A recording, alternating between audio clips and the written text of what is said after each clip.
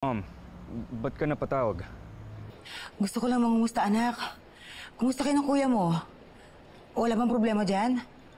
Mom, we're okay. Everything's fine. Ay, salamat naman.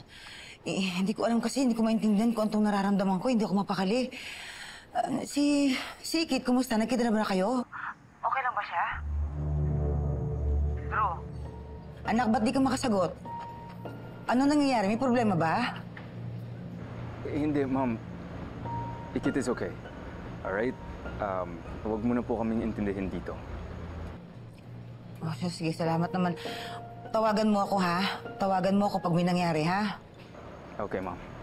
And mag-iingat din po kayo dyan sa Paris. I gotta go. Ingat din kayo. Bye-bye.